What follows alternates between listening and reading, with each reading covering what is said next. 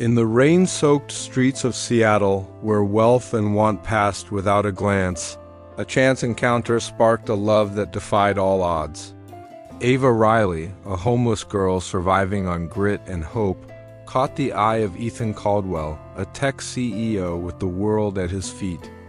When he fell for her at first sight and offered her a ride in his sleek car, their worlds collided, setting off a journey of trust, transformation, and a love that challenged everything they knew, proving that sometimes a single moment can rewrite a lifetime. The drizzle fell steadily on Seattle's Rainier Avenue, painting the sidewalks glossy under the gray sky of July 29, 2025.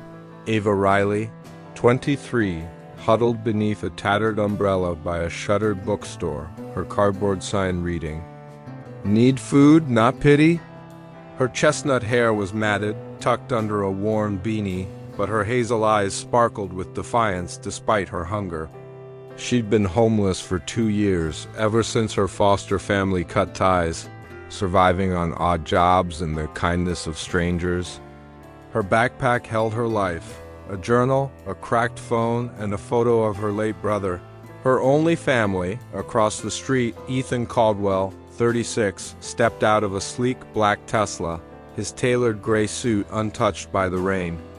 As CEO of Nexus Tech, a leading AI firm, he was used to commanding boardrooms, not navigating South Seattle's gritty corners. He'd come to scout a community center his company was funding, but his mind was on a recent failed merger.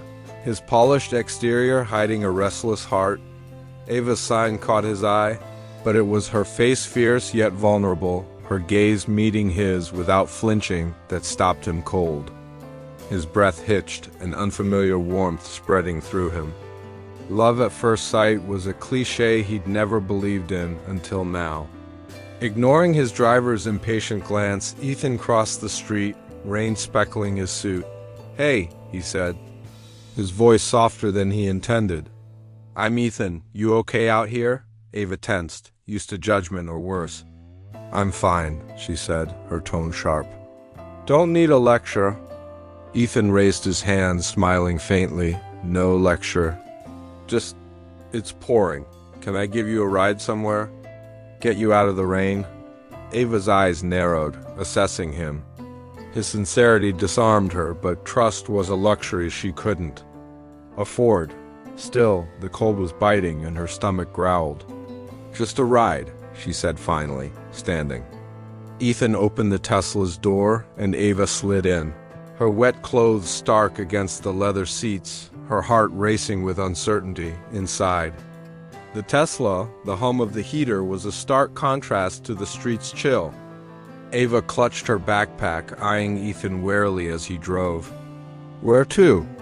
he asked, his blue eyes glancing at her with a mix of curiosity and warmth. "Anywhere dry," she muttered, then added, "The library on 23rd. It was her safe haven, a place to read and escape. As they drove, Ethan broke the silence.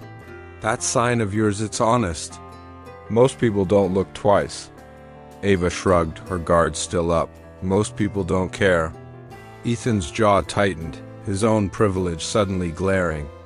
"I want to," he said quietly. "What's your story, if you're okay sharing?"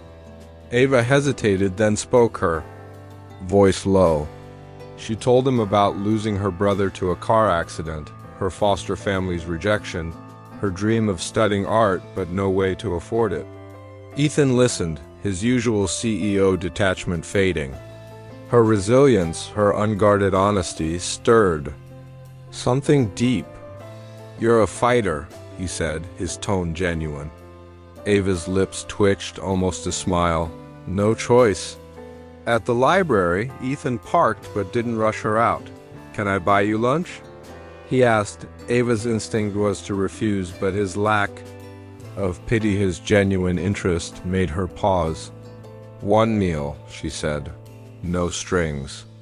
They walked to a nearby diner, Ava's soaked sneakers squeaking, Ethan's polished shoes out of place. Over burgers, they talked about art, Seattle's quirks, even Ethan's stress running Nexus Tech. Ava's sharp wit matched his, and Ethan felt a spark he hadn't known he was missing. Ethan couldn't stop thinking about Ava. The next day, he returned to Rainier Avenue, hoping to find her.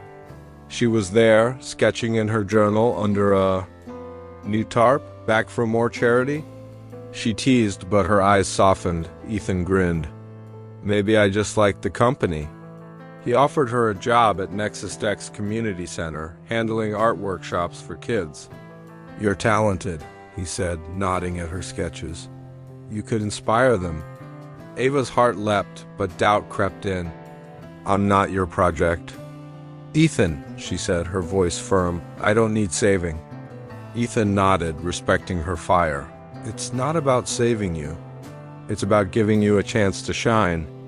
Ava hesitated, then agreed to try. On her terms. At the community center, Ava thrived.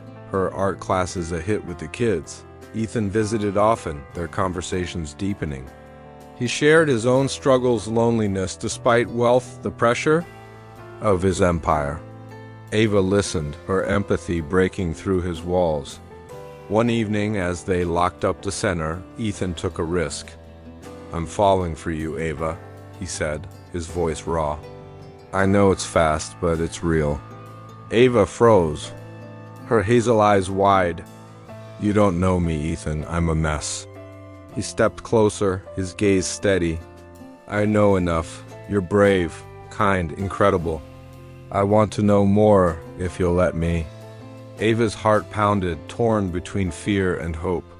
She'd never trusted anyone since her brother, but Ethan's sincerity was undeniable. Slow, she said finally. We go slow.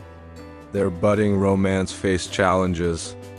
Ethan's board, led by his skeptical CFO Rachel Vance, 42, questioned his focus on Ava and the community center. You're distracted, Rachel warned. This girl, she's not one of us. Ethan's jaw clenched. She's more real than anyone in this room, he snapped, his loyalty to Ava unwavering. Ava, meanwhile, faced judgment at the center. A co-worker, Liam, 30, whispered about her past, calling her Ethan's charity case. Ava overheard, her confidence shaken. She confronted Ethan, her voice trembling. I don't belong in your world. People see me as a stray you picked up. Ethan took her hand, his eyes fierce.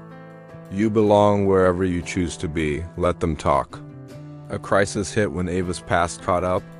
A former foster sibling, Derek, 26, spotted her at the center and demanded money, threatening to expose her history of petty theft to survive. Ava, terrified of losing Ethan's trust, paid him off with her meager savings. But Derek returned, escalating his threats. Ava broke down, confessing to Ethan. I stole to eat, she admitted, tears falling. I'm not who you think. Ethan listened, his heart aching but unshaken. You did what you had to, he said. That's not who you are now. He hired a lawyer to handle Derek, ensuring Ava's safety, and stood by her, his love deepening. Months later, Ava blossomed.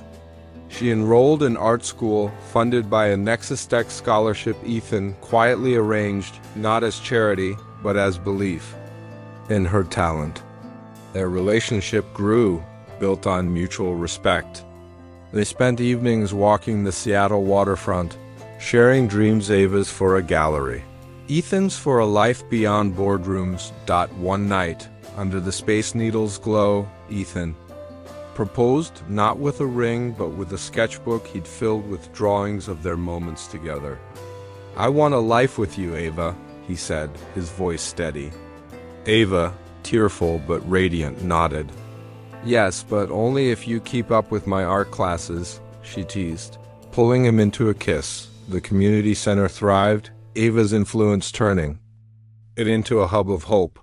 Ethan, inspired by her, shifted Nexus Tech's mission toward social impact, earning praise on X with #SeattleLove trending. In Seattle's rain-soaked embrace, Ava and Ethan proved that love, sparked in a moment, could bridge worlds and build a future.